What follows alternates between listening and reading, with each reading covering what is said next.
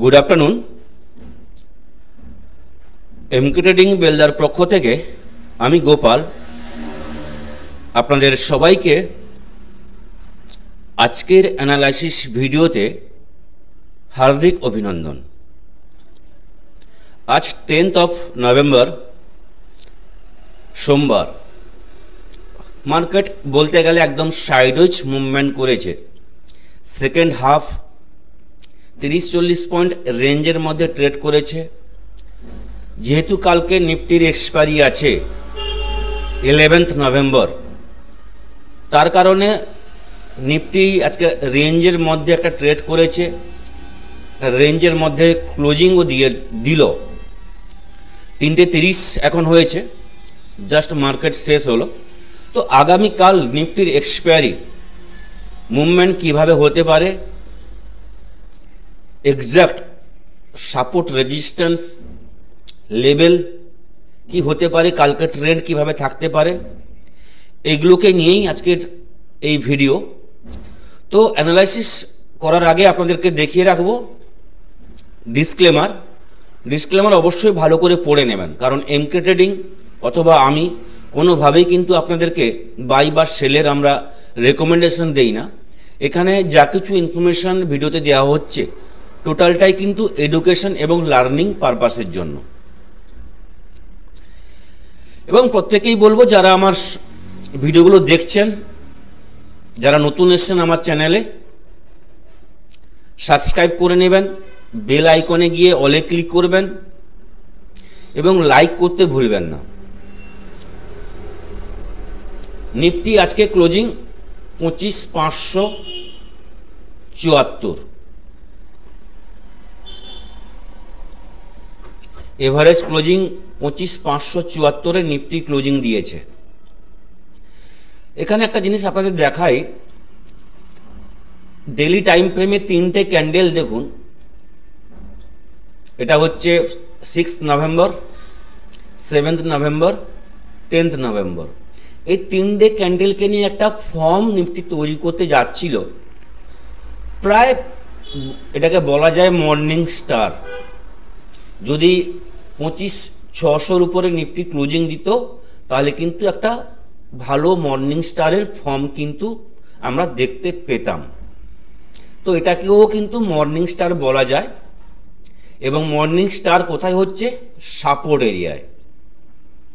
Last কয়েকদিন মার্কেটে 29 October থেকে মার্কেট যে কন্টিনিউ ডাউন আসছিল এবং একটা প্যারালাল চ্যানেলের মধ্যে নিফটি ট্রেড করছিল, এবং তার যে সাপোর্ট এরিয়া 25,450, 25,500-র কাছ থেকে নিফটি একটা সাপোর্ট নিয়ে মর্নিং স্টার ফরমেশন তৈরি করেছে। তো এই ডেলি টাইম ফ্রেমে মর্নিং স্টারের ফরমেশন অনুযায়ী নিফটির নেক্সট টার্গেট 25,750 থেকে 25,800 এটা লেভেল কিন্তু আমরা প্রেডিকশন করতে পারি। এটা 3-4 দিন ট্রেডিং সেশনের মধ্যে 25,750-800 পর্যন্ত নিফটি কিন্তু একবার আসতে পারে। তবে কালকে যদি নিফটি এর উপরে বা 25,600 উপরে নিফটি স্টে করতে পারে তাহলে কিন্তু 25,780, 25,800 কিন্তু একবার আমরা দেখব।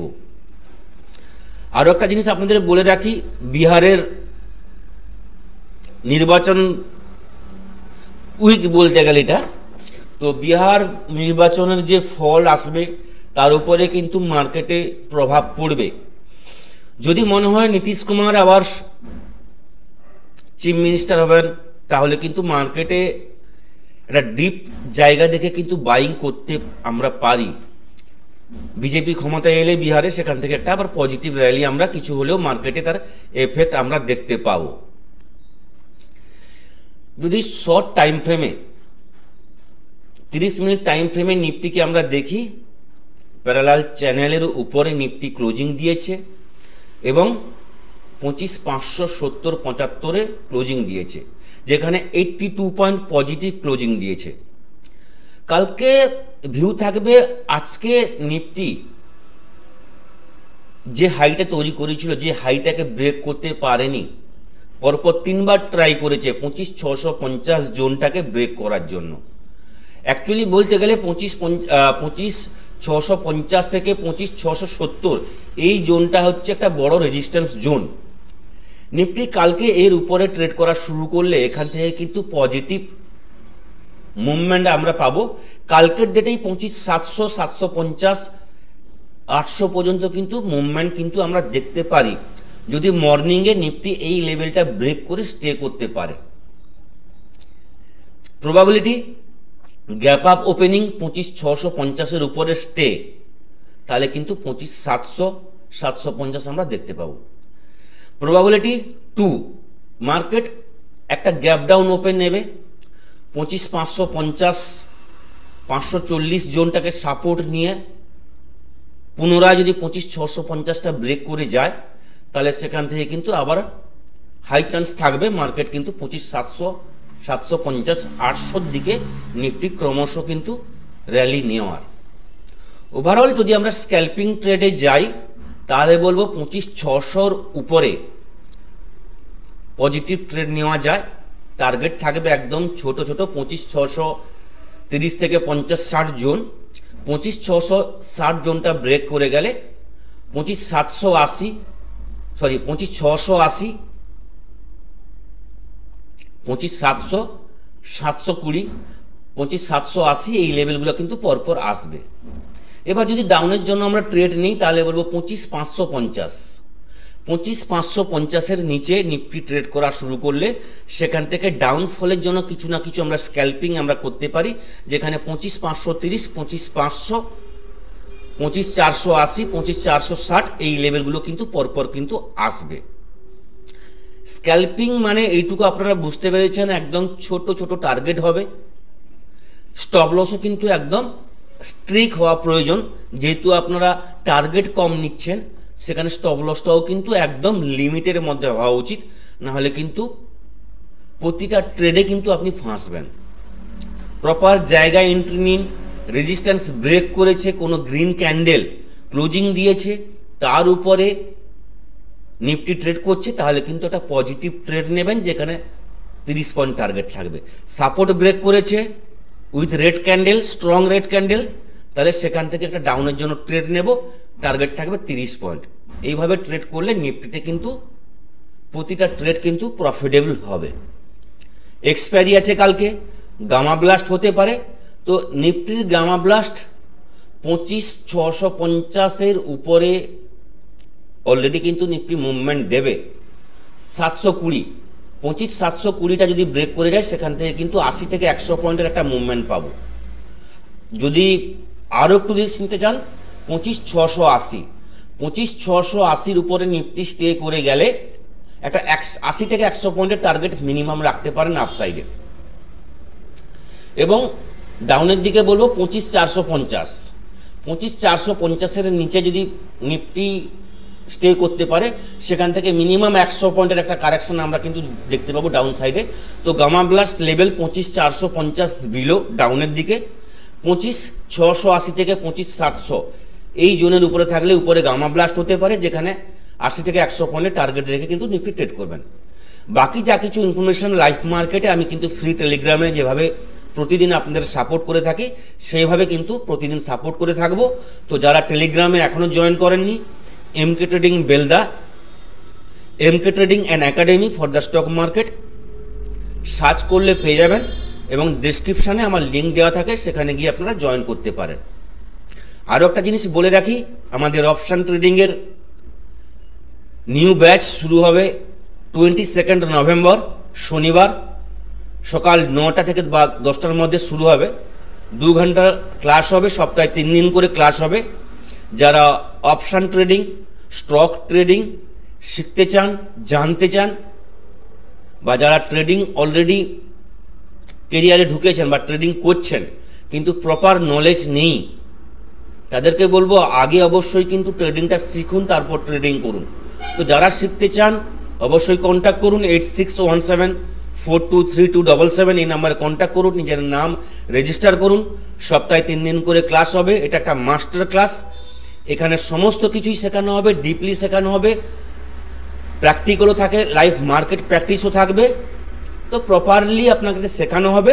যারা শিখতে চান অবশ্যই কিন্তু নামটা রেজিস্টার করুন। ব্যাঙ্ক নিফটি আজকে ওভারঅল কিন্তু একটা পজিটিভ ট্রেড করেছে। নিফটির তুলনায় ব্যাঙ্ক নিফটি মার্কেটকে আজকে ধরে রাখার চেষ্টা করেছিল।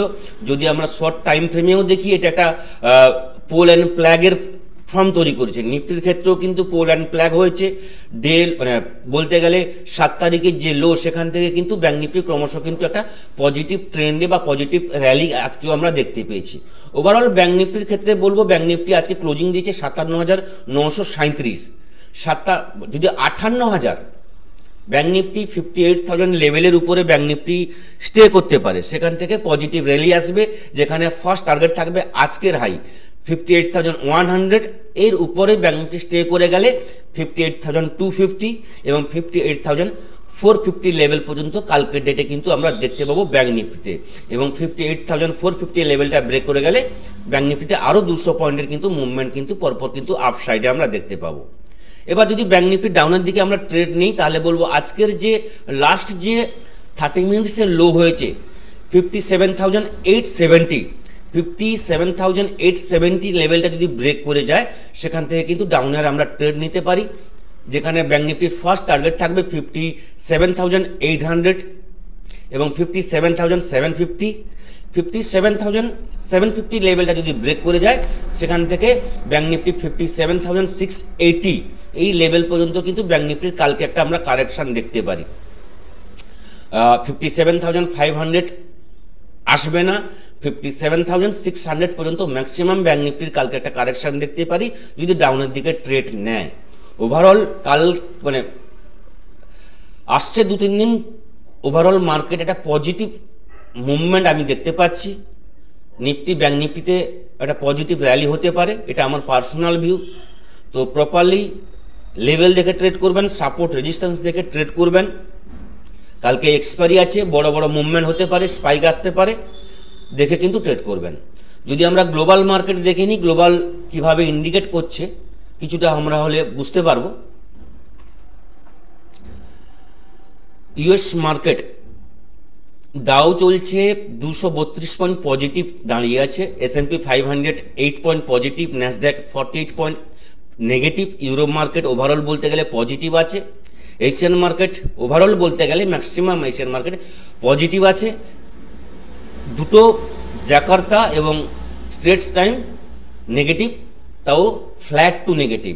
তো এশিয়া মানে আমাদের ইউএস মার্কেট অথবা ইউরোপ মার্কেট অথবা এশিয়ান মার্কেটের দিক থেকে তেমন কোনো নেগেটিভ নিউজ নেই, সেন্টিমেন্ট পজিটিভ আছে। মার্কেট পজিটিভ ওপেনিংয়ের ভিউ কিন্তু এখন আমরা পাচ্ছি, যদিও বা ইউএস মার্কেট রাত্রের ট্রেড আছে, ইভিনিংয়ে ট্রেড আছে, তো তারপরে ভিউটা আরও বেশি ক্লিয়ার হবে। তো এখনও পর্যন্ত যেভাবে মার্কেট দাঁড়িয়ে আছে, ওভারঅল গ্লোবাল মার্কেট একটা পজিটিভ ওপেনিংয়ের চান্স থাকতে পারে, ফ্ল্যাট অথবা ফ্ল্যাট টু পজিটিভ। বাকি যা কিছু ভিউ কালকে লাইভ মার্কেটে আমি শেয়ার করব। সবাই ভালোভাবে ট্রেড করবেন, সাবধানে থাকবেন। থ্যাংক ইউ, ধন্যবাদ।